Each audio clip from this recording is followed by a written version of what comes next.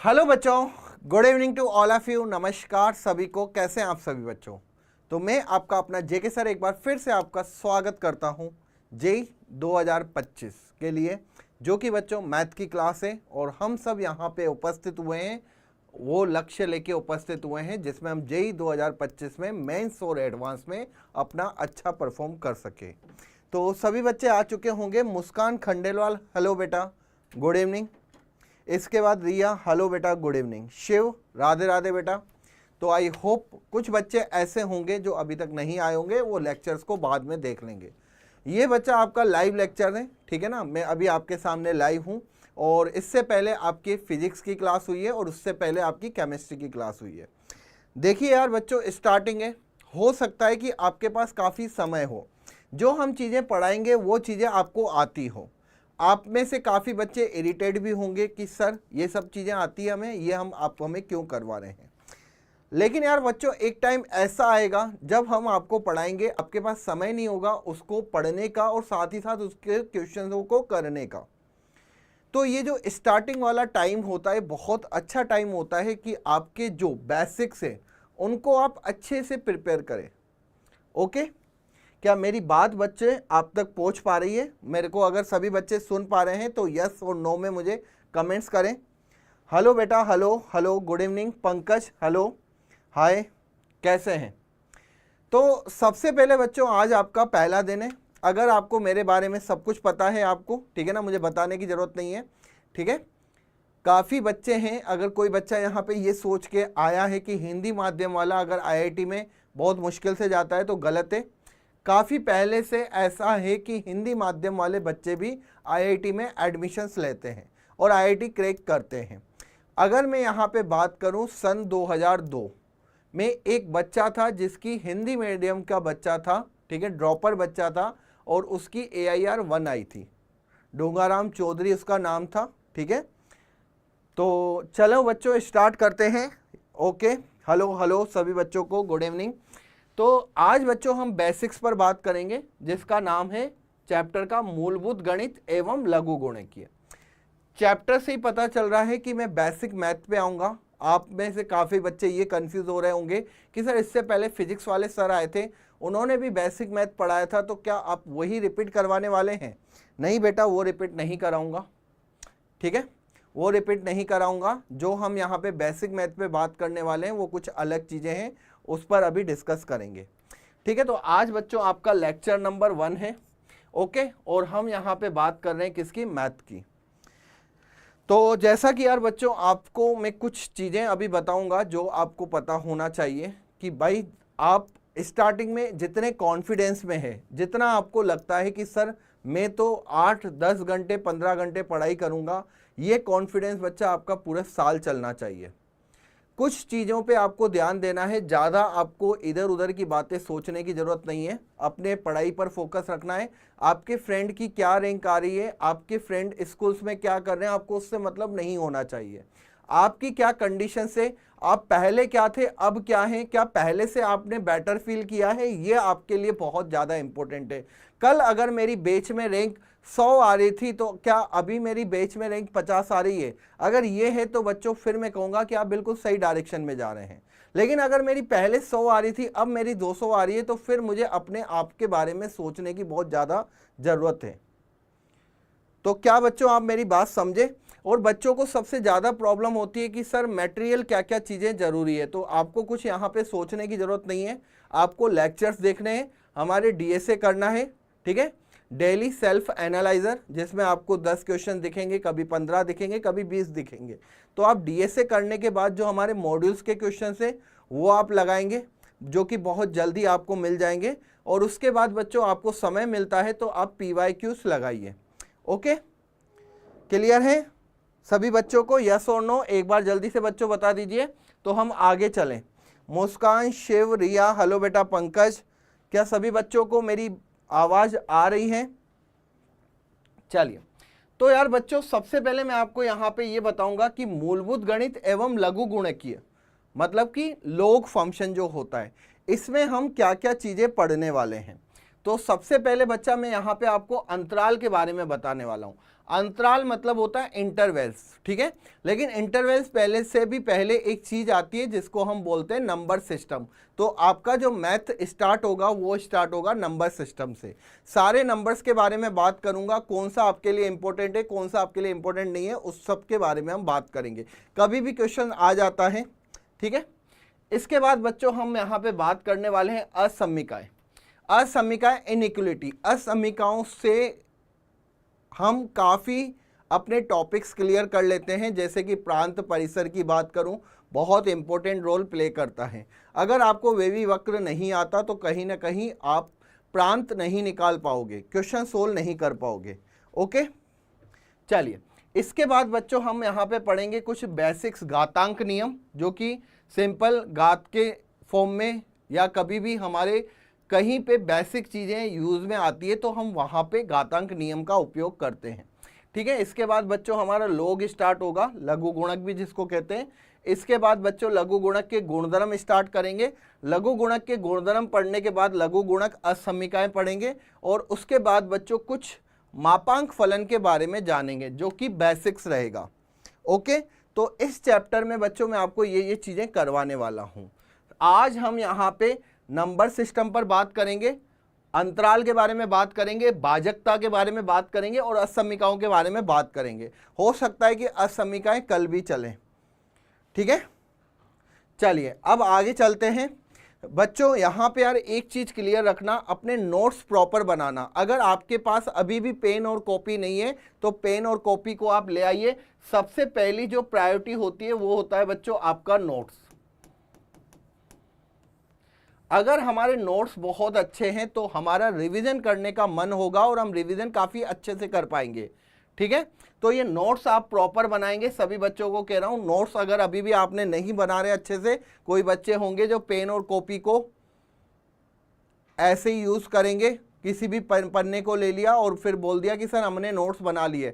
ऐसा मत करना, प्रॉपर बेटा एक कॉपी होनी चाहिए आपके हाथ में, एक प्रॉपर पेन होना चाहिए। ओके, चलिए तो सबसे पहले यार बच्चा यहाँ पे हम बात करते हैं किसकी, संख्या निकाय। संख्या निकाय जिसको हम क्या बोलते हैं भाई, नंबर सिस्टम।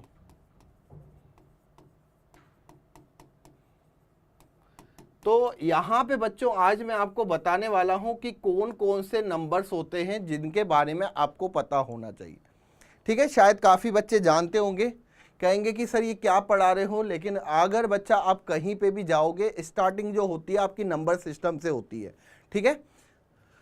मैंने फिर से कह रहा हूँ कि काफ़ी बच्चे इरिटेट हो सकते हैं, लेकिन बच्चों जेई जो खेल है वो पूरा का पूरा माइंड गेम है। आपके पास अगर पैशंस नहीं है, अगर आपके पास धैर्य नहीं है, ठीक है ना, धैर्य नहीं रख सकते हो तो आप जेई में सेलेक्ट नहीं हो सकते, ठीक है। तो 1 या 2 दिन बच्चों मैं आपको कहूँगा, अगर आपको ये चीज़ें आती है तो आप फॉर्मूले पढ़िए। आप जो बेसिक चीज़ें हैं 9th-10th का जिसमें सारे फॉर्मूले हैं वो सारे फॉर्मूले पढ़ डालिए, ठीक है। चलिए तो सबसे पहले बच्चा यहाँ पे अगर मैं बात करूं तो हम बात करते हैं किसकी, प्राकृत संख्या।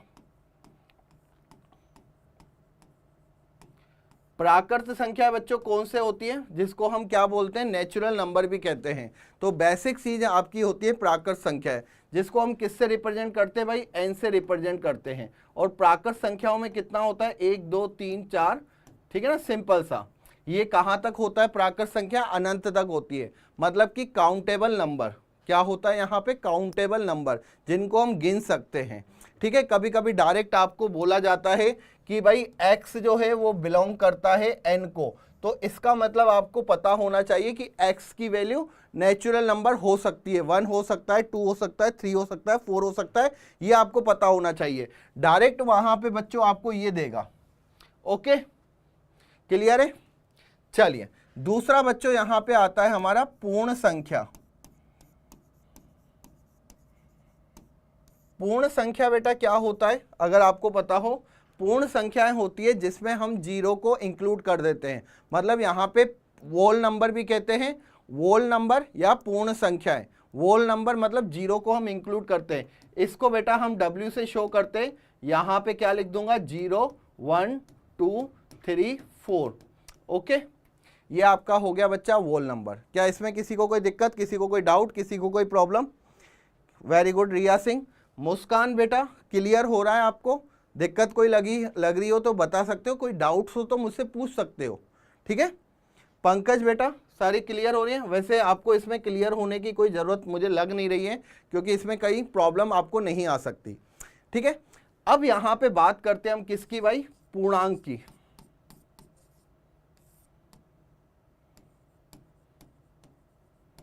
पूर्णांक संख्या है। पूर्णांक संख्या बच्चों क्या होती है? पूर्णांक संख्याओं को पहले तो ये पता होना चाहिए कि रिप्रेजेंट किससे करते हैं। क्या आपको पता है कि पूर्णांक संख्याओं को हम किससे रिप्रेजेंट करते हैं? अगर किसी बच्चे को पता हो तो मुझे कमेंट्स कर सकता है। हेलो बेटा, हेलो पंकज, या यहाँ पे जो बच्चा था शिव, क्या बच्चा आप सब यहाँ पे प्रेजेंट है? मुझे एक बार बता दिया जाए। हेलो बेटा शिव, क्या आप क्लास को एक, यार ये बात आपकी बहुत गलत मुझे लगती है कि जब आप स्टार्टिंग में आते हो क्लास में, उसी उत्साह के साथ पूरी क्लास को आप ज्वाइन करा करिए। तो यहाँ पे एक बच्ची ने कहा आई और जेड, वेरी गुड, बहुत बढ़िया। बच्चा कह रहा है जेड, तो भाई आई से भी हम इसको रिप्रेजेंट करते हैं और जेड से भी रिप्रेजेंट करते हैं, याद रखना बच्चा। आई से भी रिप्रेजेंट करते हैं और जेड से भी रिप्रेजेंट करते हैं। यहाँ पे आई का मतलब होता है इंटीजर, आई का मतलब क्या होता है? इंटीजर। और हम इसको किससे भी रिप्रेजेंट करते हैं? जेड से भी। वही क्या हो जाता है? पूर्णांक में धनात्मक भी आ जाती है और ऋणात्मक संख्याएं भी आ जाती है। क्या आ जाती है? धनात्मक और पूर्णांक और ऋणात्मक, लेकिन ये काउंटेबल नंबर होते हैं। जैसे बच्चा यहाँ पे मैं बात करूंगा, ये हो गया -5, -4, -3, -2, -1, 0, 1, 2, 3। क्या बच्चों ये समझ में आया? तो कभी अगर यहाँ पे दे रखा है x belongs to i, i का मतलब क्या बन जाता है बेटा? i का मतलब बन जाता है इंटीजर। अगर x बिलोंग्स टू z हो तो बच्चा समझ ही नहीं पाता है कि इस z का मतलब क्या है। z का मतलब होता है बच्चा कहीं जगह इंटीजर। प्रेजेंट हो? चलिए बहुत बढ़िया, बहुत बढ़िया, ठीक है। अब यहाँ पे बच्चों कुछ नंबर्स और भी आते हैं। जैसे मैं बात करूं धनात्मक पूर्णांक, आप सभी बच्चों को पता होगा धनात्मक पूर्णांक को किससे रिप्रेजेंट करते हैं बेटा? i प्लस से। ऋणात्मक पूर्णांक को किससे रिप्रेजेंट करते हैं? i माइनस से। ध्यान रखना, बच्चे कंफ्यूज होते हैं। अगर बेटा मेरे पास यहाँ पे धनात्मक पूर्णांक है, ठीक है, अगर मेरे पास यहाँ पे धनात्मक पूर्णांक है तो मैं यहाँ पे i प्लस कहूंगा, और i प्लस का मतलब यहाँ पे कितना होगा? 1, 2, 3, 4, 5। आप सभी को पता होना चाहिए कि यहाँ पे जीरो नहीं आता। क्या नहीं आता बेटा? जीरो नहीं आता, धनात्मक पूर्णांक। और इसी के साथ बच्चों अगर मैं यहाँ पे बात करूं किसकी? ऋणात्मक पूर्णांक। ऋणात्मक पूर्णांक का मतलब होता है नेगेटिव इंटीजर। नेगेटिव इंटीजर को मैं किससे शो करता हूं? i माइनस से। और i माइनस बेटा क्या हो जाता है यहाँ पे? -5, -4, -3, -2 और माइनस का 1। क्या ये बात समझ में आई? लेकिन यहाँ पे बच्चों कंफ्यूजन आप कहाँ पे होंगे आपको पता है? जब मैं आपको बोलूंगा अधनात्मक, अधनात्मक पूर्णांक, आप में से कितने बच्चे बता सकते हैं कि अधनात्मक पूर्णांक क्या होता है? अधनात्मक पूर्णांक क्या होता है? अधनात्मक पूर्णांक धनात्मक नहीं हो, नॉन पॉजिटिव। किसी बच्चे को पता है? बेटा बोलो यार, इतना सुस्त, मतलब इतना पहली क्लास में इतना मतलब धीमे कैसे हो सकते हो यार? जोश होना चाहिए, पावर होनी चाहिए और बिल्कुल जज्बा होना चाहिए। कोई बच्चा यहाँ पे, अगर बच्चा कोई अधनात्मक का मतलब क्या होता है यहाँ पे? Non positive, non positive integer. Okay, और नॉन पॉजिटिव इंटीजर को बच्चा हम कैसे रिप्रेजेंट करते हैं? नॉन पॉजिटिव इंटीजर मतलब कि पॉजिटिव नहीं हो। तो यहाँ पे बेटा आप सेम लिखोगे, वही -5, -4, -3, -2, -1 और 0। अच्छा, अगर कोई धनात्मक नहीं है इसमें 0 आ जाएगा, अगर कोई ऋणात्मक नहीं है तो इसमें 0 आ जाएगा। क्लियर है सभी को? अगर मैं यहाँ पे लिख दूं बच्चा अऋणात्मक, अऋणात्मक, अऋणात्मक पूर्णांक। अऋणात्मक पूर्णांक का मतलब क्या होता है? अऋणात्मक पूर्णांक, अऋणात्मक मतलब non negative, non negative integer. अब नॉन नेगेटिव इंटीजर बच्चा वही 0 1 2 3 4, ठीक है, ध्यान रखना। तो यहां पे यार इंटीजर तो होने चाहिए। इंटीजर कौन से वाले होने चाहिए? अगर मैं इसमें बात करूंगा तो ग्रेटर देन इक्वल्स टू 0 आता है, मतलब 0 इंक्लूड होगा। नॉन नेगेटिव में क्या होता है? 0 इंक्लूड होता है, नॉन नेगेटिव, अऋणात्मक, ऋणात्मक नहीं।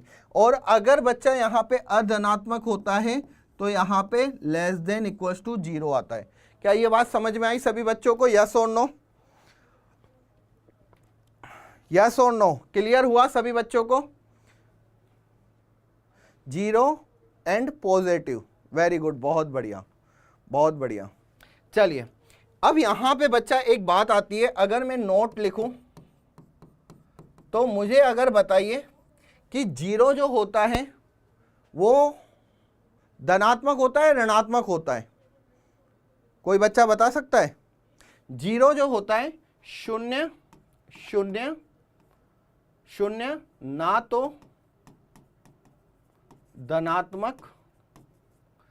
तो धनात्मक राशि है और ना ही ऋणात्मक राशि है।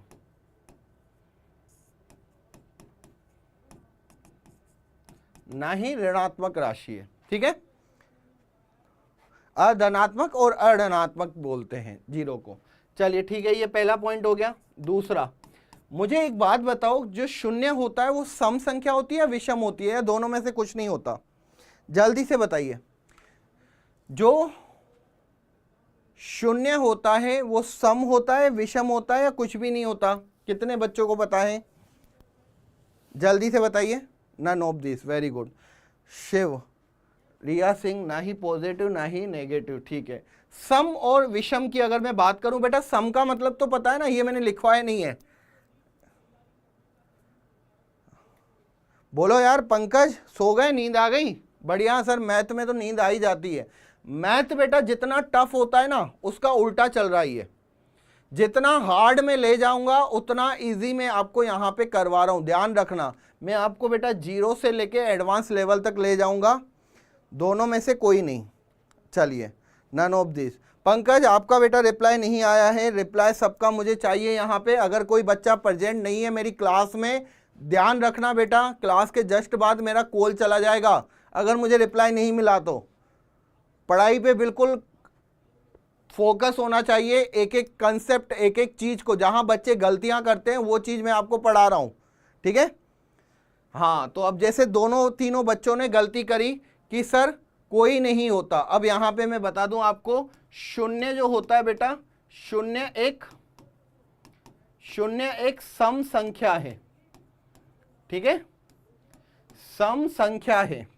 ध्यान रखना बेटा, 0 विषम में नहीं आता, 0 क्या है? एक सम संख्या है। 0 एक सम संख्या है। ओके, क्लियर है? रिया बेटा, मुस्कान, ध्यान रखना, 0 जो होती है एक सम संख्या होती है, विषम नहीं होती है। विषम का मतलब क्या होता है? जैसे 1 हुई, फिर 3 हुई, ठीक है, 3 के बाद फिर क्या हो गया? 5 हो गई, ये सब विषम संख्या, ओड नंबर। इतना तो यार आपको आता होगा या इतना भी नहीं आता? वेरी गुड पंकज, अब बोला है जब मैंने उसको बता दिया। चलो और भी मौके दूंगा, पहले बता दे तो ज़्यादा अच्छा रहता। चलिए, अब इसके बाद बच्चों यहाँ पे पूर्णांक तक आ गए। अब यहाँ पे मैं बात करता हूँ किसकी? परिमेय संख्या। परिमेय संख्या बेटा सभी बच्चों को पता है कि परिमेय संख्या क्या होती है, जिसको हम किससे रिप्रेजेंट करते हैं? Q से रिप्रेजेंट करते हैं, ठीक है। और Q बराबर यहाँ पे P/Q बोलूंगा, ओके। और P/Q में से मैं यहाँ पे बोलता हूँ कि P और जो Q होंगे वो क्या होते हैं बेटा? इंटीजर होते हैं। और यहाँ पे Q की वैल्यू 0 नहीं हो सकती। क्या ये बात समझ में आई सभी बच्चों को? अरे परिमेय संख्या, भिन्नात्मक संख्या, भिन्नात्मक संख्या तो पता है ना आपको क्या होता है? जैसे मैंने यहाँ पे 2/3 दे दिया, उदाहरण के लिए बच्चों मैं यहाँ पे क्या कर सकता हूँ? 2/3, 5/6, ठीक है, 1/2, ये सारी क्या होती है? भिन्नात्मक संख्या होती है, परिमेय संख्या होती है। ठीक है, ये क्या होता है बच्चों, परिमेय संख्या होते हैं। काफी बच्चे कंफ्यूजन में होते हैं। जैसे एक और उदाहरण की बात करूं, आपके पास अगर मैं बोलूं 1/3, ठीक है, 1/3, एक और उदाहरण, अगर बच्चा मैंने यहां पे बोल दिया a बराबर 1/3, ये परिमेय है या नहीं है, अपरिमेय है, कितने बच्चों को पता है? 1/2, 1/3 परिमेय है। ध्यान रखना बच्चों, जो नॉन टर्मिनेटिंग, बच्चे कभी कभी कहते हैं कि सर इसका एंड नहीं होता इसलिए इसको अपरिमेय कह दो, नहीं, नॉन टर्मिनेटिंग और नॉन रिपीटिंग हो, कि रिपीट भी नहीं हो रही हो, उसको हम कहते हैं अपरिमेय। लेकिन अगर कोई नॉन टर्मिनेटिंग हो, कि टर्मिनेट मतलब एंड नहीं हो रहा, अब यहां पे बच्चा अगर आप कहोगे तो इसको हम 0.333 ऐसे करते जाएंगे, लेकिन ये बेटा एक क्या है, परिमेय संख्या है। कौन सी संख्या ये, परिमेय संख्या, ध्यान रखना। कैसी संख्या है बच्चा, ये परिमेय संख्या। क्लियर हुआ सभी को? Very good. ठीक है, चलिए, Q P/Q के लिए Q कभी भी 0 नहीं हो सकता, लेकिन ये P और Q क्या होते हैं, इंटीजर होते हैं। इंटीजर का मतलब नेगेटिव भी हो सकता है, पॉजिटिव भी हो सकता है। ओके, चलिए, अब यहां पे मैं बात करता हूं अपरिमेय।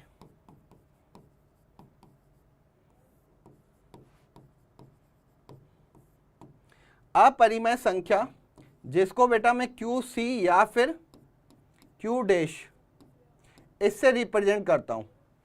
अब आपको पता है अपरिमेय क्या होता है? अपरिमेय होता है नॉन टर्मिनेटिंग और नॉन रिपीटिंग। ध्यान रखना बेटा, non terminating and non repeating, मतलब जिनका ना तो अंत हो और ना ही पुनरावृत्ति हो, ना अंत हो और ना ही पुनरावृत्ति हो। क्लियर हुआ? इनमें बच्चों को एग्जाम्पल पता है?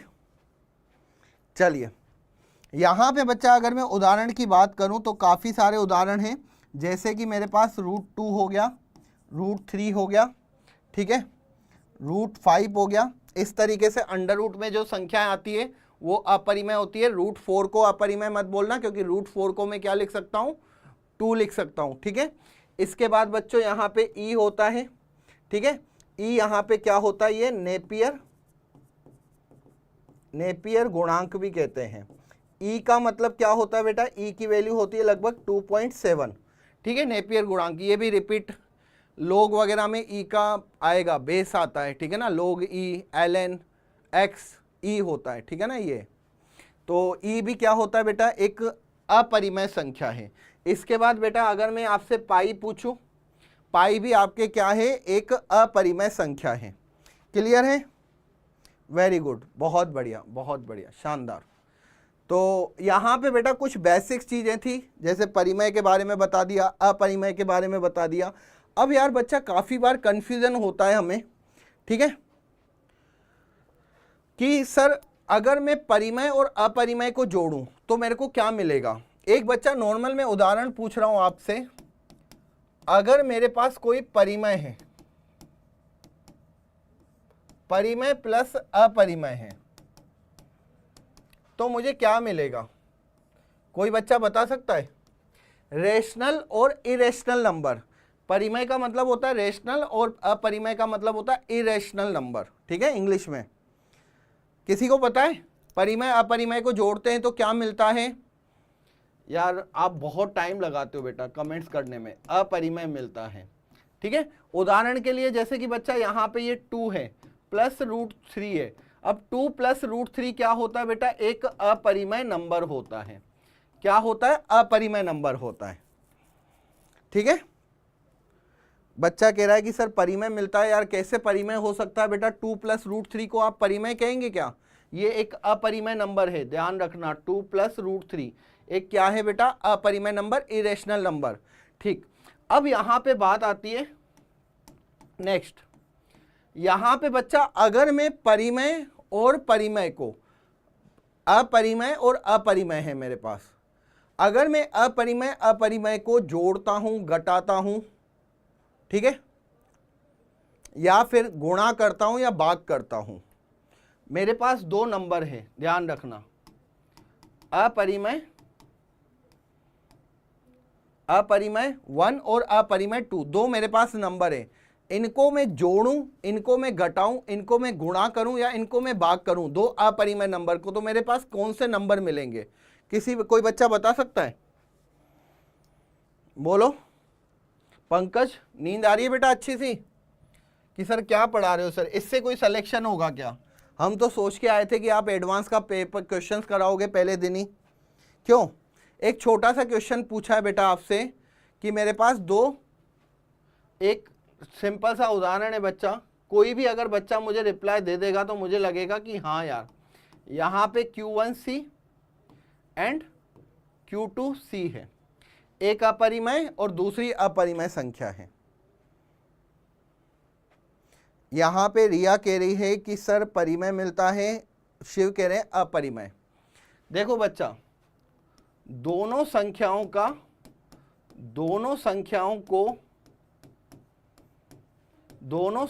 का योग अंतर गुणा वह भाग करने पर परिमेय या अपरिमेय। यहां पे बच्चों हम कह नहीं सकते हैं, ठीक है ना, कह नहीं सकते हैं। परिमेय भी मिल सकता है और अपरिमेय भी मिल सकता है, ध्यान रखना। जैसे कि अगर मेरे 2 + √3 है, मेरे पास एक संख्या है बेटा 2 + √3, एक संख्या है 2 - √3। अब मैं इन दोनों को जोड़ूंगा, तो मुझे 4 मिलेंगे। √3 से √3 कैंसिल हो गया, तो क्या मिला मुझे यहाँ पे? परिमेय मिला। क्या मिला यहाँ पे बेटा? मुझे परिमेय मिला। तो कह नहीं सकते दोनों संख्याओं का योग अंतर गुणा व भाग करने पर परिमेय या अपरिमेय कुछ भी मिल सकता है, कुछ भी मिल सकता है। क्या मेरी बात को दिमाग में बच्चों भरा आपने? क्लियर हुआ सभी बच्चों को? यस और नो? यस और नो? जैसे बच्ची एक कह रही है, बिल्कुल बढ़िया बेटा, √3 को √3 से गुणा किया, वेरी गुड। √3 को √3 से गुणा किया तो हमें क्या मिलता है भाई?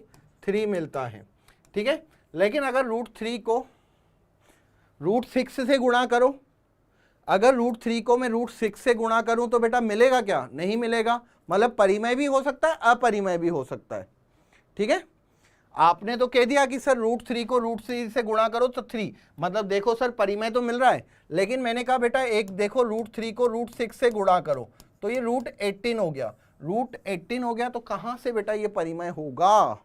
ठीक है पंकज, मेरी आवाज आ रही है आप सभी तक? चलिए, इसके बाद यहां पे बेटा हम बात करते हैं किसकी? वास्तविक संख्या।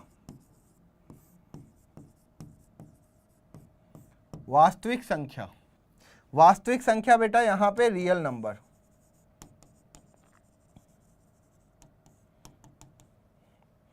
वास्तविक संख्या रियल नंबर क्या होता है बेटा? जिसमें परिमेय और अपरिमेय दोनों संख्या आ जाए, जिसमें परिमेय और अपरिमेय दोनों संख्या आ जाए। मतलब यहां पे मैं रियल नंबर को बराबर करूंगा, Q भी आ जाए और QC भी आ जाए। अब यार रियल नंबर आप ध्यान रखिएगा बच्चा, रियल नंबर में सब संख्याएं आ जाती है, रेशनल भी आ जाती है, इरेशनल भी आ जाती है। अगर कोई बच्चा मुझसे कहे कि रियल नंबर कहां से कहां तक होता है संख्या रेखा में, बेटा ये -अनंत से अनंत होता है।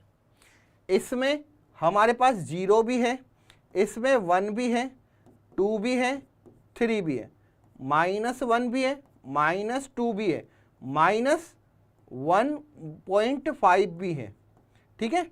तो ये सारे नंबर से पॉइंट्स में भी है, ई भी है, सारे नंबर्स आ जाते हैं। मतलब अगर कोई मुझसे कहे कि यार रियल नंबर है तो रियल नंबर में कहां से कहां तक होता है भाई? -∞ से इन्फिनिटी, -अनंत से अनंत तक यहां पे होता है। वेरी गुड, बहुत बढ़िया।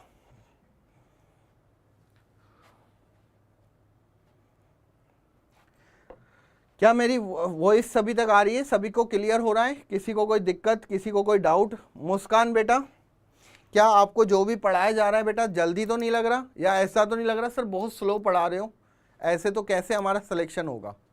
ऐसा लग रहा हो तो बता सकते हो यार, बता सकते हो, मतलब खुल के बोल सकते हो। काफ़ी बच्चे मुझे जानते होंगे, मेरे नेचर को जानते होंगे।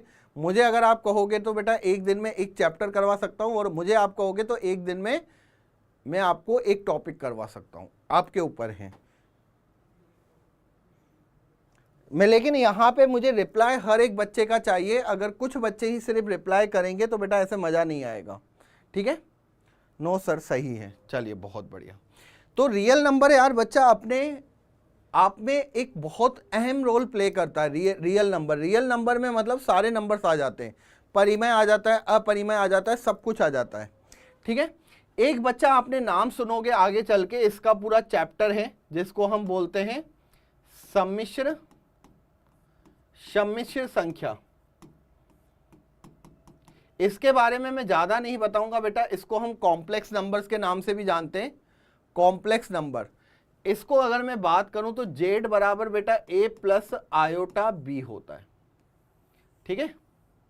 ये क्या होता है बेटा? a plus iota b। यहां पे आयोटा बराबर होता है अंडर रूट में -1, ठीक है?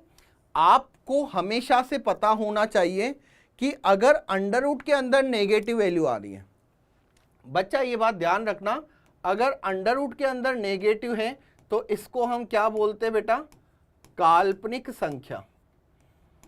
काल्पनिक संख्या, ये बात आप सभी को पता है। अगर मेरे पास अंडर रूट में -3 है तो ये नेगेटिव नंबर है, अंडर रूट में -5 है तो ये नेगेटिव नंबर है। ओके, क्लियर हो रहा है सभी को?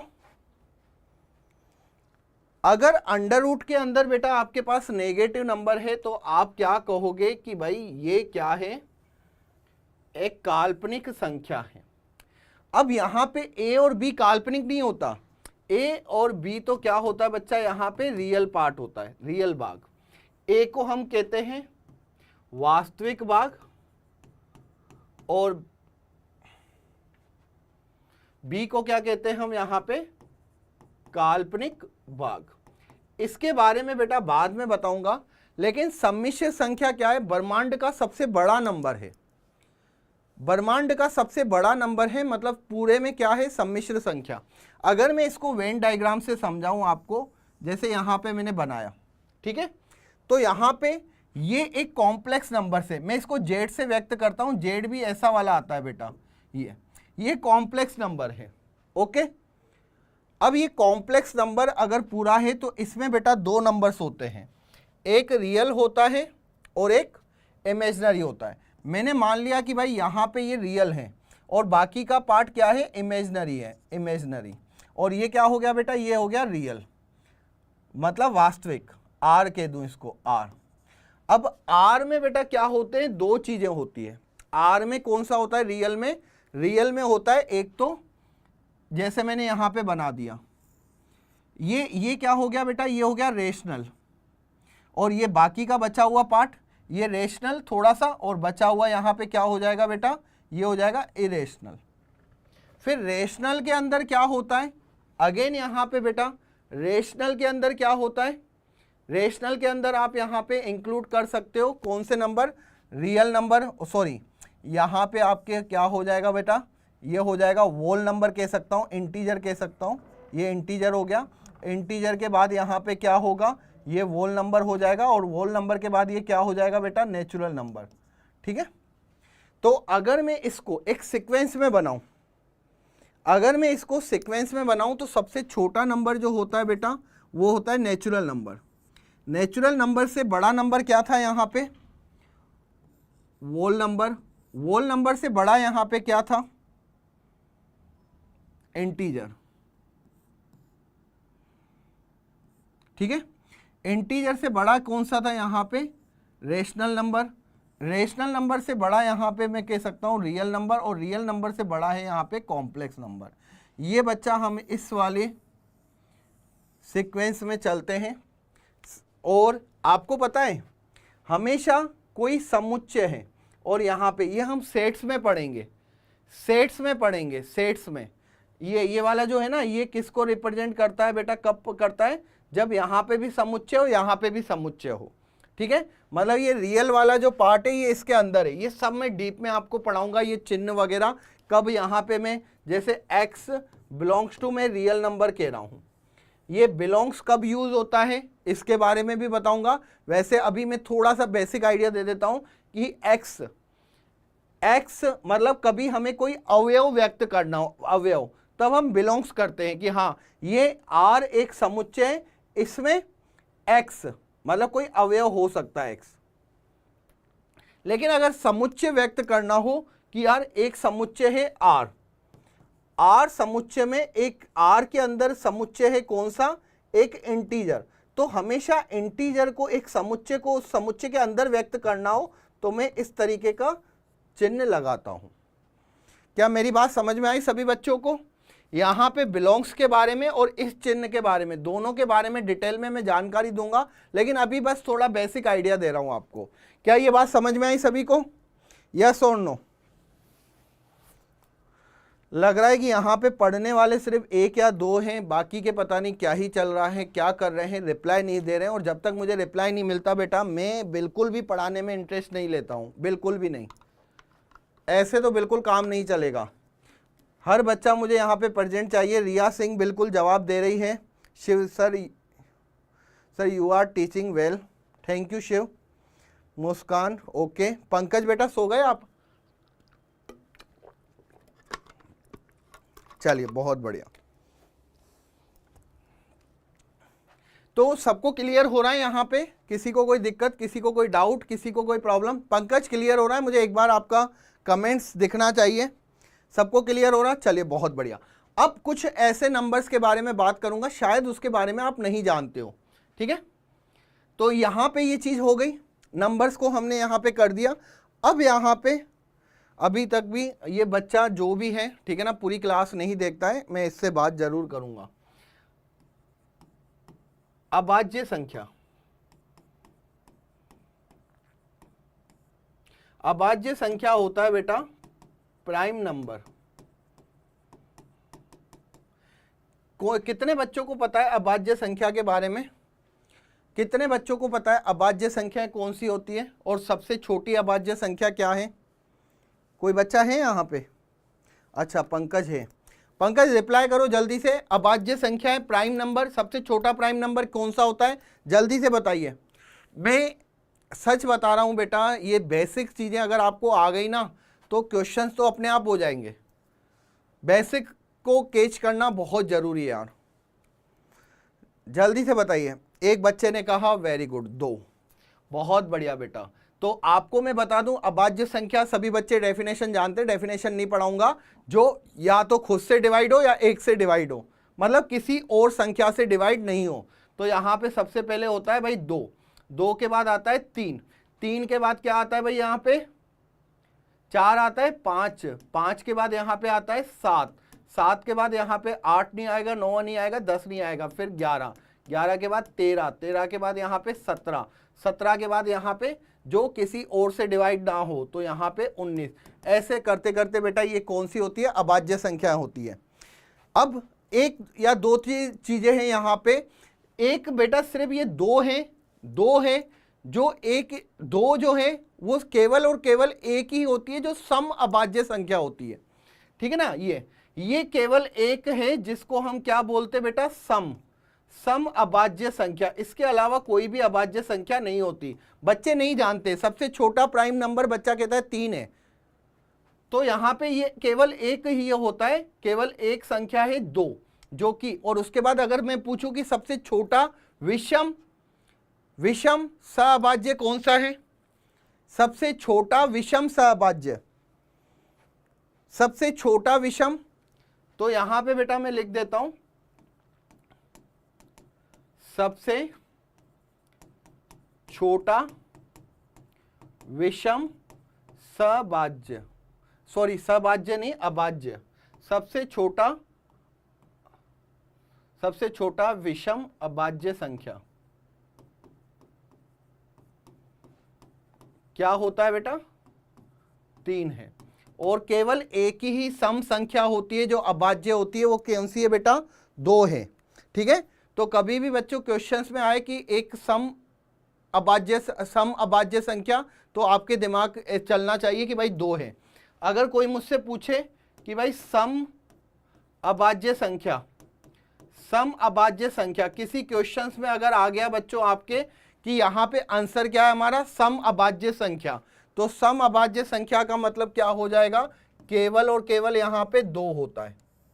ठीक है, केवल और केवल क्या होता है, 2 होता है। किसी बच्चे को कोई डाउट, किसी बच्चे को कोई दिक्कत इसमें समझ में आया?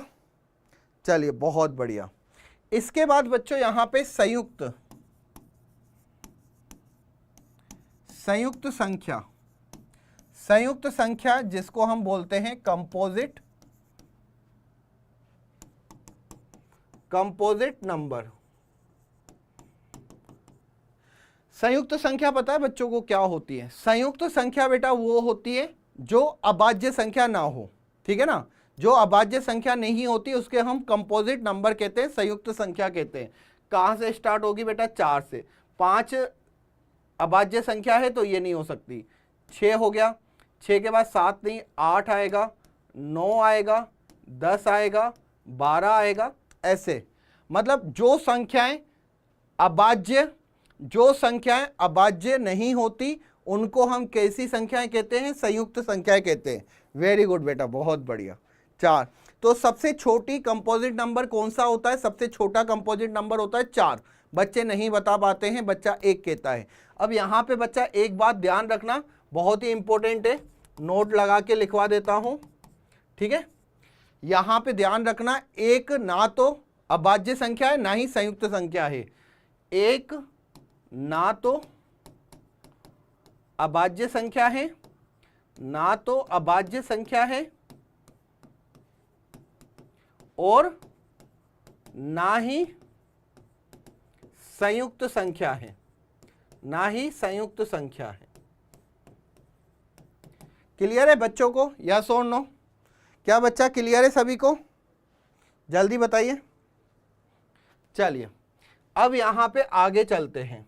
यहां पे अब 2 या 3 क्वेश्चंस ऐसे हैं जिनका आंसर बेटा आप बताओगे, ठीक है। सह अभाज्य, सह अभाज्य मतलब को प्राइम नंबर। बताइए बेटा सहअभाज्य क्या होता है? किसी को पता है? को प्राइम नंबर जल्दी से बताइए, अगर किसी बच्चे को पता हो तो जल्दी से। बेटा पंकज आप बता सकते हैं, शिव, मुस्कान, बेटा को प्राइम नंबर क्या होता है? को प्राइम, को प्राइम। फिर मैं आपको एक चीज बताऊंगा यार, शायद आपको लगेगा कि मुझे भी बहुत, क्यों मुझे ये सब करवाना पड़ता है, इस पे मैं आऊंगा। Very good. एक बच्चे ने कहा कि 2 और 5। ओके, और कोई बच्चा? पंकज बेटा, मुस्कान बेटा बताइए, को प्राइम नंबर सहअभाज्य संख्याएं कौन सी होती है? चलो मैं यहां पे आपसे बोलता हूं कि 5 और 6, क्या ये को प्राइम नंबर होगा? Very good. 15 and 28। Very good, बहुत बढ़िया, बहुत बढ़िया बेटा मुस्कान। 3, ओके, 5 और 9। यहां पे बच्चा गलती क्या करते हैं मैं आपको बताऊं बेटा, गलती क्या करते हैं बच्चा, यहां पे को प्राइम नंबर वही समझता है कि सर दोनों संख्याएं प्राइम होनी चाहिए। ये जरूरी नहीं है बच्चा, दोनों संख्याएं प्राइम नहीं भी है, लेकिन हाँ इनका जो कॉमन फैक्टर है वो क्या होना चाहिए? 1 होना चाहिए। कॉमन फैक्टर क्या होना चाहिए? 1 होना चाहिए। अब जैसे यहां पे बच्चे की बात करूं 1 और 3, ठीक है, तो 1 और 3 में कॉमन फैक्टर क्या हो गया भाई? 1 हो गया। जैसे बच्चों ने मुझे और भी यहां पे ऑप्शन दिए हैं, जैसे एक बच्ची ने लिया है, रिया ने 5 और 9। अब बेटा 5 और 9 का कॉमन फैक्टर, जबकि 9 अभाज्य संख्या नहीं है। यहां पे अगर मैं बात करूं 9 क्या है? अभाज्य संख्या नहीं है। 9 अभाज्य संख्या नहीं है, कंपोजिट नंबर है। अगर मेरे से कोई 9 पूछे तो बेटा ये क्या है? कंपोजिट नंबर है। कंपोजिट नंबर और प्राइम नंबर भी हो तो कोई फर्क नहीं पड़ेगा बच्चा, ध्यान रखना, ठीक है। क्लियर है सभी को? Very good. जैसे मुस्कान ने बताया 15 और 28, क्या इनका कोई कॉमन फैक्टर हो सकता है क्या? कोई कॉमन फैक्टर नहीं होगा, तो वो क्या हो जाएगा बच्चा, आपके को प्राइम नंबर हो जाएगा। ठीक है बेटा, 4 और 6 को प्राइम नंबर है, यस और नो?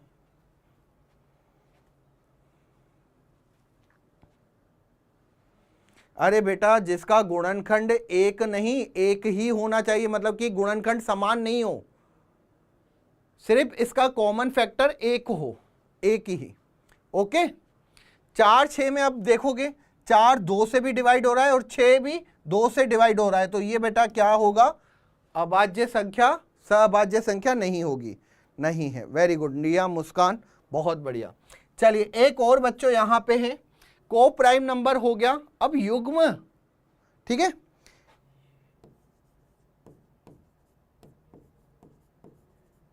युग्म अभाज्य संख्या, युग्म अभाज्य संख्या, या मैं इसको कहता हूं ट्विन, ट्विन प्राइम नंबर। बेटा इस लेवल पर कोई नहीं पढ़ाएगा आपको, फिर से मैं कह रहा हूं, ठीक है, सब चीज एक एक आपकी क्लियर करूंगा। ट्विन प्राइम नंबर क्या होता है, ट्विन प्राइम नंबर क्या होता है, जल्दी से बताइए। ट्विन प्राइम, युग्म अभाज्य संख्या, ट्विन प्राइम, ट्विन प्राइम वो संख्याएं होती है,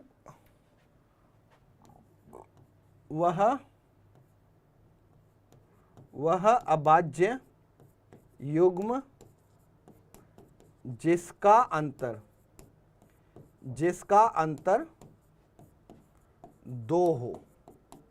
ठीक है, वह अभाज्य संख्याओं का युग्म जिसका अंतर 2 हो। वेरी गुड बेटा रिया, बहुत बढ़िया, शानदार। तो यहां पे बेटा मैं उदाहरण के लिए कह सकता हूं, जैसे कि 3 और 5 है, ठीक है ना, 11 और 13 है, ठीक है बेटा, 7 और 9 हो सकता है, 7 और 9 हो सकता है। वेरी गुड, 3 5 हो गया, 11 13 हो गया, 7 9 हो सकता है, यस और नो? 7 9 हो सकता है, नहीं हो सकता, बोलिए।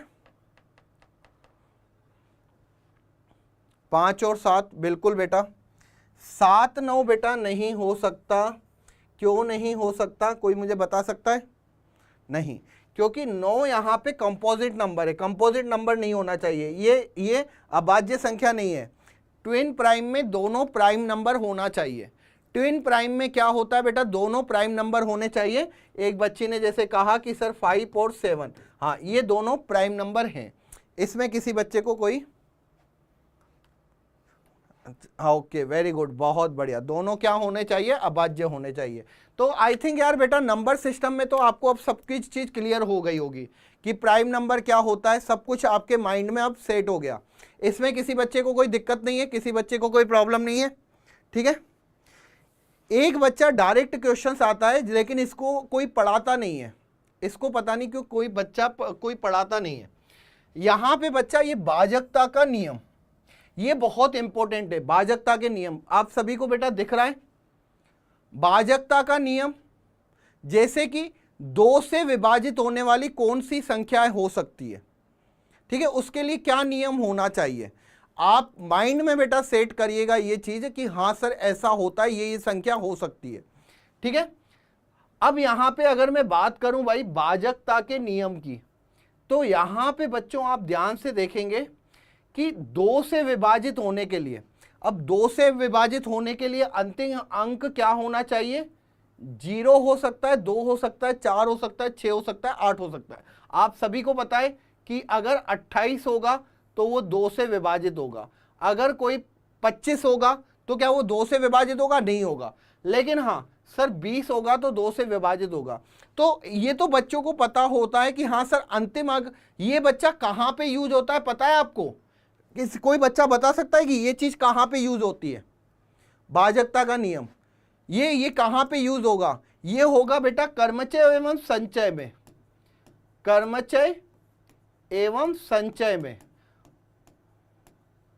बहुत इंपॉर्टेंट होता है बेटा ये, परम्यूटेशन एंड कॉम्बिनेशन में। जब हमें पता करना होता है, अच्छा 2 से विभाजित होने वाली, अच्छा सम संख्या की बात कर रहे हैं, अच्छा 11 से विभाजित होने वाली संख्याओं की संख्या, तो यहाँ पे बेटा ये भाजकता का नियम आपको पता होना चाहिए। आपको पता है 3 से विभाजित, अब 3 से विभाजित संख्या के लिए क्या कंडीशंस होनी चाहिए, ये सारी कंडीशन है। अंकों का योग 3 से विभाजित हो, शेषफल समान रहता है। जब संख्या को 3 से विभाजित किया जाता है तो अंकों का योग 3 से विभाजित किया जाता है। क्या है बेटा, अंकों का जो योग होना चाहिए वो 3 से विभाजित होना चाहिए। जैसे कि कोई भी आप संख्या ले लो, 18 की बात कर लो।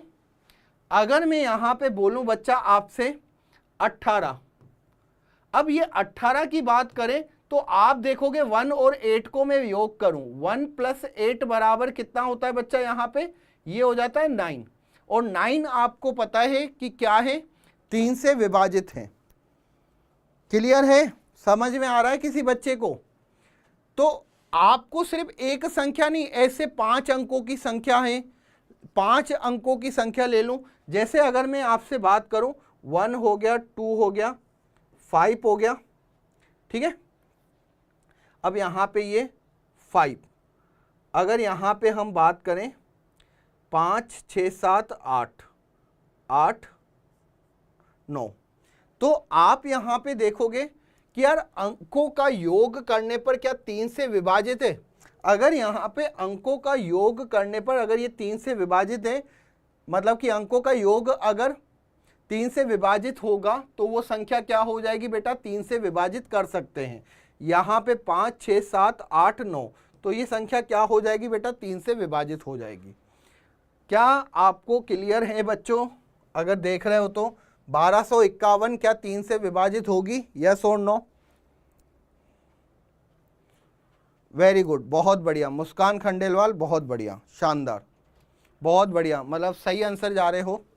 चलिए ये बेटा यार दिमाग में बिठा लेना, मैं सच कह रहा हूं सबसे ज्यादा उपयोग पता है किसका होता है, और आए हैं ये क्वेश्चन पता है क्या आए हैं, ये वेरी वेरी इंपॉर्टेंट है।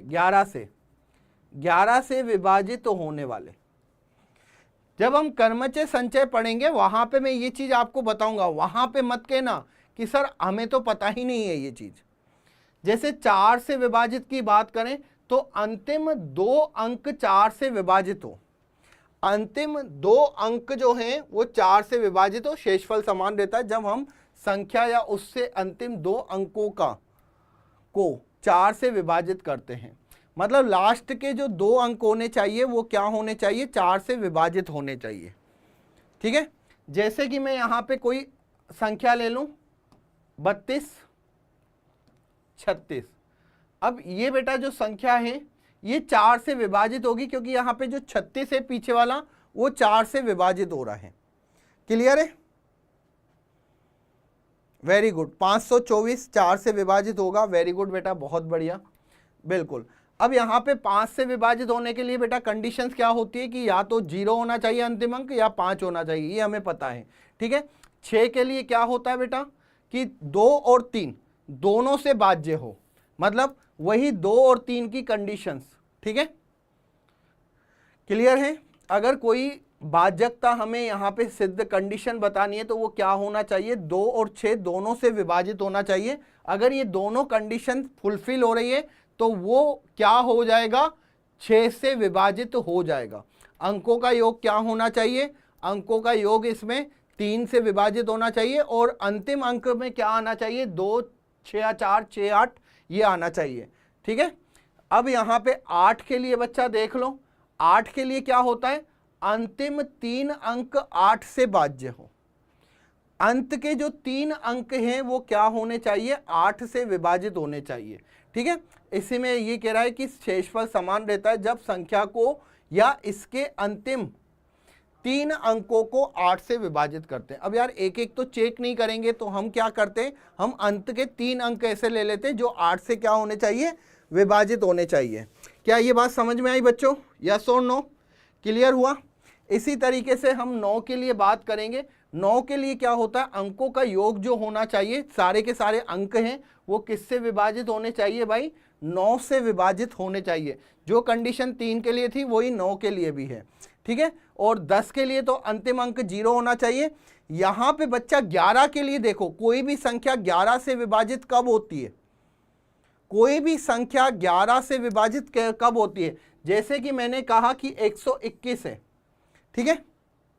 अब यहां पे सम स्थानों पर अंकों का योग माइनस विषम स्थानों पर अंकों का योग, या तो क्या होना चाहिए, 0 होना चाहिए या फिर 11 होना चाहिए। अब देखो, सम स्थानों पर अंकों का योग, सम स्थान क्या है, यहां पे 2 है, विषम स्थानों पर अंकों का योग 1 और 1, तो यहां पे 2 - 2 बराबर कितना जाएगा, ये 0 जाएगा। इसका मतलब ये क्या हो जाएगा बेटा, 11 से विभाजित होगा, या तो 0 होना चाहिए या फिर क्या होना चाहिए, 11 होना चाहिए। ये बहुत वेरी वेरी इंपॉर्टेंट है बेटा, मैंने आपको वो चीज पढ़ा दी जो आपको शायद कर्मचय संचय में पढ़ाया जाता है, लेकिन मैंने कहा यार भाजकता का नियम तो बच्चों को आना ही चाहिए, ये बेसिक में पढ़ाया जाता है। क्या सभी बच्चों को ये चीजें पता चली? एटलीस्ट आपको 3 से विभाजित होने वाली संख्याओं के बारे में पता होना चाहिए और 11 से विभाजित होने वाली संख्याओं के बारे में पता होना चाहिए। यार ये चीज मैं उस टाइम बताऊंगा ना तो आपको लगेगा कि सर क्या बता रहे हो आप, लेकिन आपको अगर ये पहले ही पता होगा तो आपको लगेगा हाँ यार सर आपने उस टाइम बताया था हमें। एक बार जल्दी से बच्चों थम्स अप कर दीजिए अगर आपको आ गया हो तो, जल्दी से बताइए अगर आपको क्लियर हो गया हो इसके बारे में। तो मैं इसके ऊपर क्वेश्चंस इसलिए भी नहीं कराऊंगा क्योंकि इंपॉर्टेंट नहीं है अभी के लिए ये, लेकिन वहां पे जाके इंपॉर्टेंट हो जाएगा। रिया सिंह कह रही है क्लियर है, बाकी के बच्चों को क्लियर नहीं है। पंकज बेटा, शिव आपको क्लियर है या नहीं है? क्लियर है सभी को? चलिए बहुत बढ़िया, शानदार। अब यार बच्चा अंतराल की बात करते हैं।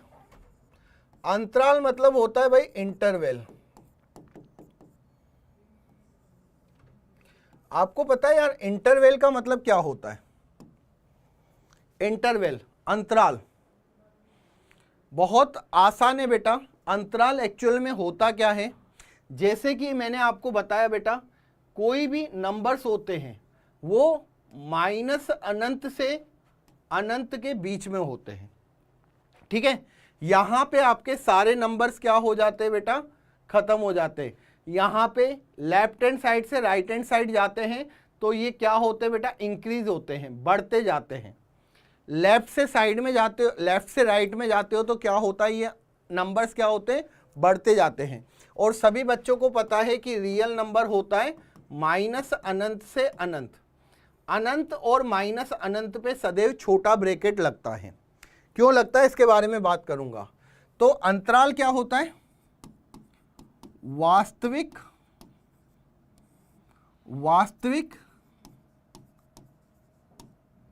संख्या, वास्तविक संख्याओं का एक भाग, वास्तविक संख्याओं का एक उपसमुच्चय कह सकते हो, लेकिन आपने अभी तक उपसमुच्चय पढ़ा नहीं है, ठीक है।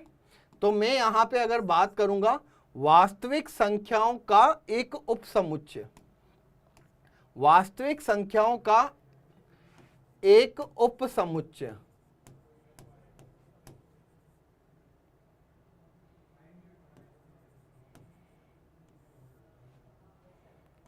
अंतराल कहलाता है। यार देखो बच्चों, अगर मैंने यहां पे एक पार्ट कट कर दिया, एक पार्ट को कट कर दिया, वो क्या कहलाता है बेटा, अंतराल कहलाता है। हमेशा ध्यान रखना अंतराल क्या होता है। जैसे कि मैंने यहां पे 1 से लेके 5 तक मैंने लिख दिया कि भाई 1 से लेके 5 तक अंतराल है, तो मैं पता है क्या लिखूंगा, x बिलोंग्स टू 1 से कितना 5। अब ये छोटा ब्रैकेट कब होगा, बड़ा ब्रैकेट कब होगा, ये सब मैं आपको बताऊंगा, ठीक है।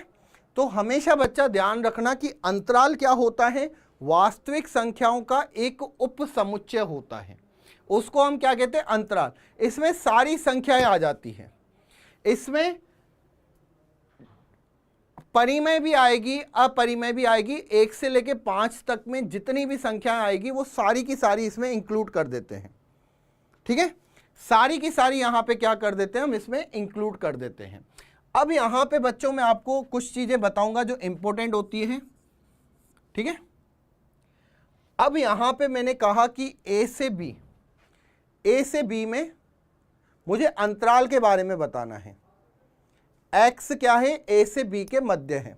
ध्यान दो, मैंने यहां पे लिखा कि x जो है बेटा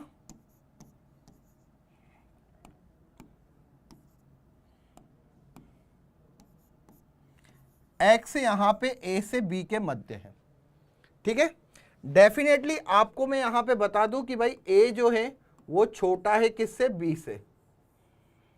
ठीक है, तो आपको यहां पे अगर मैं कहूं कि यार इसका एक बार डायग्राम की फॉर्म में बताओ, तो डायग्राम की फॉर्म में आप कैसे बताओगे। यहां पे मैंने ले लिया a, यहां पे मैंने ले लिया b, और ये बेटा माइनस अनंत से अनंत है। इसको हम कहते हैं संख्या रेखा। इसको हम क्या कहते हैं बेटा, संख्या रेखा। संख्या रेखा। अब आपको जब भी इसको बनाना हो तो आप हमेशा क्या करोगे बेटा, हमेशा अगर इक्वल का साइन आए, हमेशा इक्वल्स का साइन आए तो हमेशा डार्क सर्किल लोगे। ठीक है, ए से बी। और अगर इसको बेटा मुझे ऐसे भी लिखना हो तो मैं कैसे लिखूंगा कि x बिलोंग्स टू बड़ा ब्रैकेट ए से बी। बड़ा ब्रैकेट का मतलब होता है कि हमने अंत्य बिंदुओं को शामिल किया।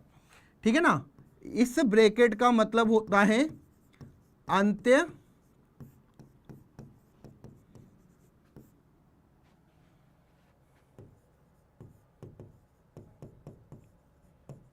शामिल है हल क्षेत्र में। ठीक है बेटा, ध्यान रखिएगा, क्लियर है।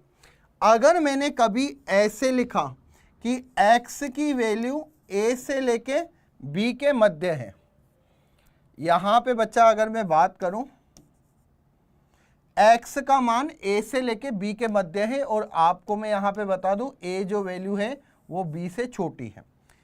अब हमेशा आपको अगर इसको संख्या रेखा पे बनाना है, ये हो गया a, ये हो गया b, छोटा ब्रैकेट बेटा यहां पे आएगा, और अगर यहां पे सिर्फ इनइक्वलिटी का साइन है, असमिका का साइन है, x का मान बेटा b से छोटा है और a से बड़ा है, आपको पता है इसको कैसे रिप्रेजेंट करोगे आप, यहां पे आप लगाओगे लाइट सर्किल और अंत्य बिंदुओं को शामिल नहीं करोगे। किसको शामिल नहीं करोगे, अंत्य बिंदुओं को। पंकज आपको मेरी बात समझ में आ रही है, यस और नो, जल्दी से बताइए। x बिलोंग्स टू, यहां पे बेटा स्मॉल ब्रैकेट a से लेके b, और यहां पे जब ये वाला ब्रैकेट आता है तो हम लिखते हैं कि अंत्य बिंदु शामिल नहीं है हल क्षेत्र में। क्लियर है सभी को,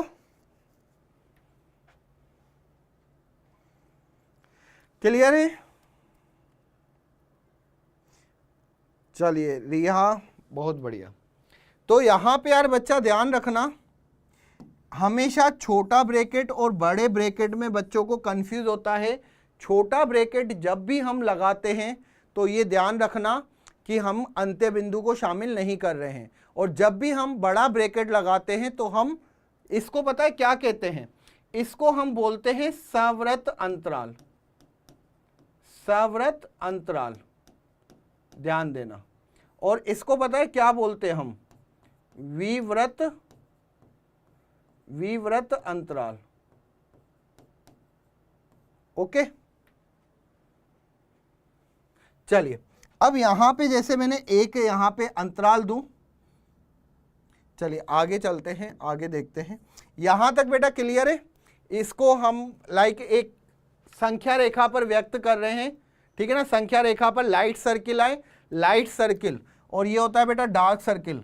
इसको हम क्या बोलते हैं यहां पे, डार्क सर्किल और लाइट सर्किल।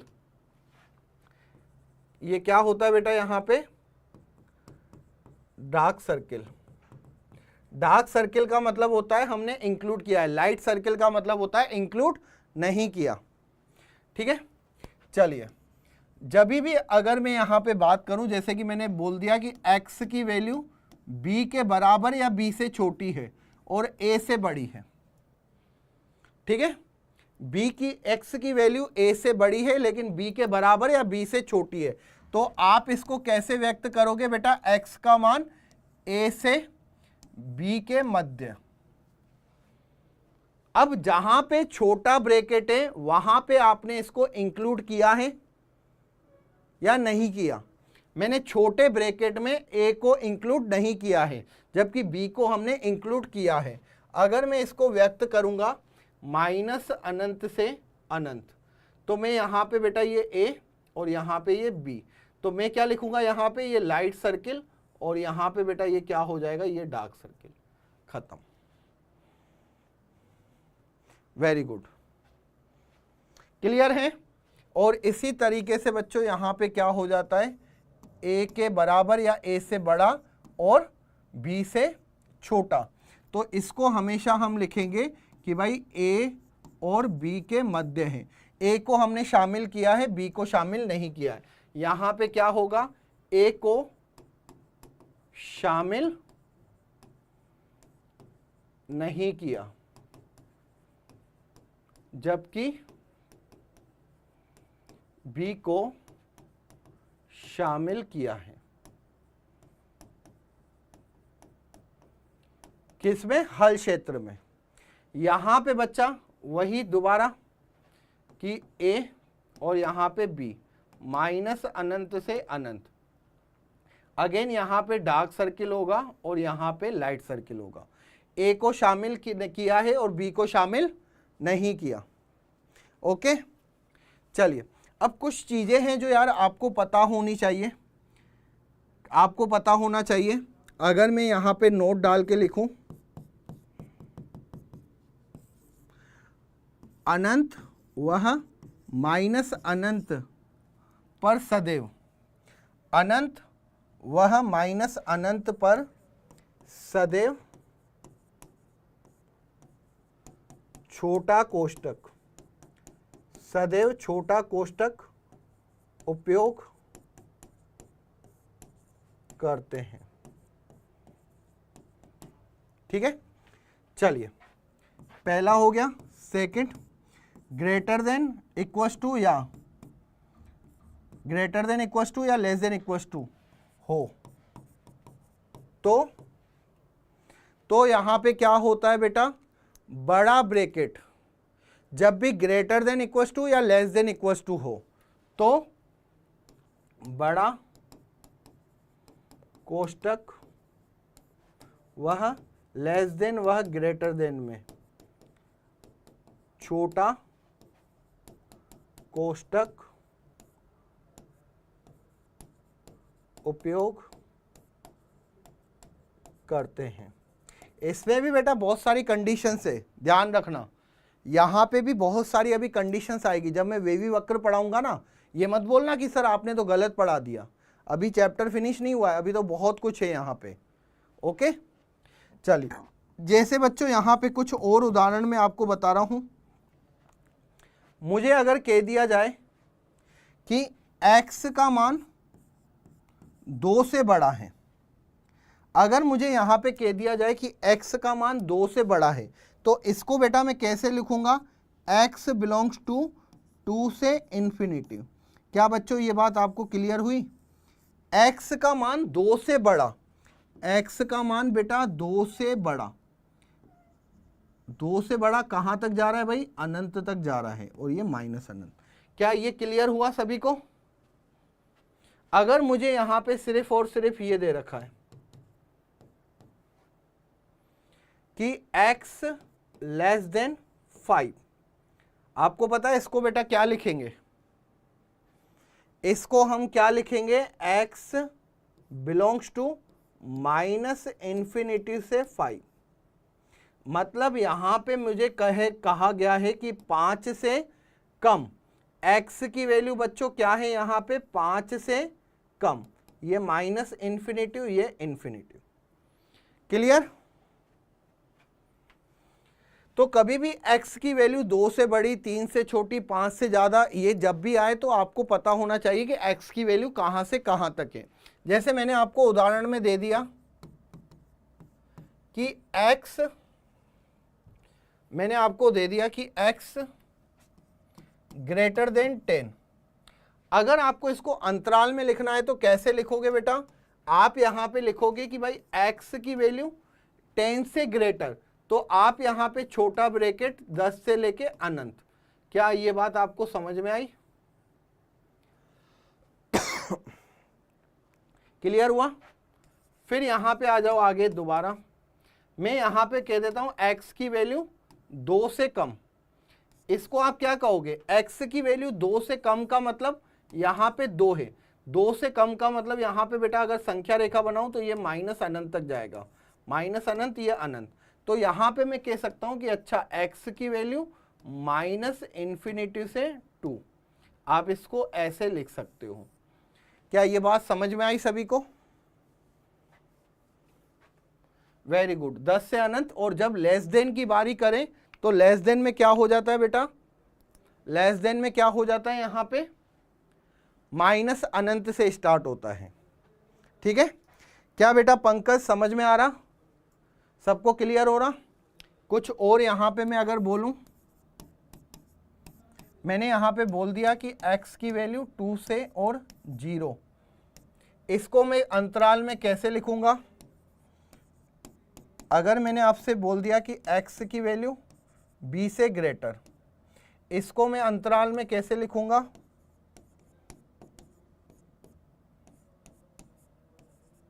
इसको मैं अंतराल में कैसे लिखूंगा, जल्दी से बताइए। इसको अगर मुझे अंतराल में लिखना है तो x की वैल्यू भाई 0 से लेके कहां तक है, 2 तक है, ये मुझे यहां पे पता होना चाहिए। अगर यहां पे हम बात करें, कोई भी बच्चा आंसर नहीं दे रहा है यार, ये इतने सिंपल चीजें तो आपको आनी चाहिए, बहुत आसान है। अंतराल अब आपको पता होना चाहिए कैसे व्यक्त करते हैं। इनइक्वलिटी के बारे में बताऊंगा कल मैं आपको कि ये चिन्ह वगैरह क्या होते हैं, लेस देन ग्रेटर देन, लेकिन थोड़ा बहुत आपको आता होगा, ये मैं मान के चल रहा हूं। ठीक है? अगर यहां पे मैं बात करूं b से बड़ा, b से बड़े की बात करूं तो x की वैल्यू b से लेके कितनी हो जाएगी, इन्फिनिटी तो हो जाएगी। यहां पे बात करूं तो भाई x की वैल्यू कितनी जाएगी, माइनस इन्फिनिटी से a जाएगी। खत्म? क्या ये बात क्लियर हुई सभी बच्चों को? ठीक है, सबको क्लियर हुई? तो ये यार बच्चा थोड़ा बेसिक्स था जिसमें मैंने आपको बताया, अंतराल के बारे में मैंने आपको बताया, संख्या निकाय के बारे में आपको बताया।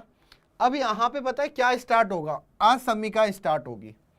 लेकिन असमीकाएं बच्चों मैं आपको नेक्स्ट लेक्चर में बता पाऊंगा, क्योंकि ये बहुत बड़ा पार्ट है बेसिक मैथ का। इसमें मुझे वेवी वक्र पूरा पढ़ाना पड़ेगा, वेवी वक्र मेथड बताना पड़ेगा, इसके सारे पॉइंट्स बताना पड़ेगा। तो मैं नहीं चाहता हूं कि बीच में, हाँ बच्चा यहां पे कह रहा है कि सर अंत्य बिंदु क्या होता है। बेटा पंकज एक तो क्लास में पूरे टाइम मौजूद रहा करो। अंत्य बिंदु होते हैं बेटा ये लास्ट वाले बिंदु, इसको हम अंत्य बिंदु कहते हैं। जैसे यहाँ पे ए और बी हो गया, और यहाँ पे 2 हो गया, 2 से बड़ा, 2 मतलब 2 यहाँ पे अंत्य बिंदु है। अंत्य बिंदु मतलब अंतिम वाले, ठीक है ना, वो इधर भी हो सकता है, इधर भी हो सकता है, या एक भी हो सकता है। इनको हम अंत्य बिंदु कहते हैं, क्रिटिकल पॉइंट्स कहते हैं, ध्यान रखना। ओके, तो आज की क्लास बच्चों आपको कैसी लगी मुझे बताओ यार। आपको अगर कोई डाउट हो तो डाउट्स मुझसे पूछिए, मैं चाहे 10 मिनट हूँ, 15 मिनट हूँ, 20 मिनट तक खड़ा रहूँगा अगर आपको डाउट्स है तो, क्योंकि लाइव डाउट सोल्व होंगे बेटा आपके। तो आज जो आपके पास डीएसए होगी ना बेटा, वो डीएसए आप कर लीजिएगा। ओके, कैसी लगी यार शिव, रिया, मुस्कान, पंकज? कितने बच्चे हैं जो पहली बार मेरे से पढ़े थे? शायद बहुत गुस्सा भी आ रहा होगा मेरे ऊपर कि सर आईआईटी की तैयारी करने आए और ये क्या पढ़ा रहे हो आप हमें। इससे आईआईटी निकलेगा क्या बेटा? इसी से आईआईटी निकलेगा। ये जो छोटी छोटी चीज़ें आप गलतियां करोगे ना, इसको सही करके ही मैं आपको आईआईटी तक पहुंचाऊंगा। ठीक है, लेकिन बच्चा मैं आपको फिर से कह रहा हूं कि अगर आपके पास अभी समय है तो आप फॉर्मूले पढ़िए। जैसे मैं अगर कहूं कि बेटा a प्लस बी का स्क्वायर क्या होता है, sine square theta plus cos square theta क्या होता है, तो ये जो बेसिक्स आइडेंटिटी है ना, अगर मैं आपसे पूछूं a प्लस बी का होल क्यूब क्या होता है, तो ये फॉर्मूले पता होने चाहिए आपको। ठीक है, पंकज क्लियर है सभी को? Very good. चलिए मुस्कान कोई डाउट नहीं सर जी, रिया चलो बहुत अच्छा लगा। चलिए थैंक यू यार बच्चों। तो मिलते हैं नेक्स्ट क्लास में, वही असमीकाओं से स्टार्ट करूंगा और बहुत ही काम की चीज़ें बताने वाला हूं। तो कल की क्लास काफ़ी इंपॉर्टेंट होने वाली है बच्चों, ठीक है? तो चलिए बाय बाय बच्चों, टेक केयर, धन्यवाद, पढ़ते रहिए, खुश रहिए और IIT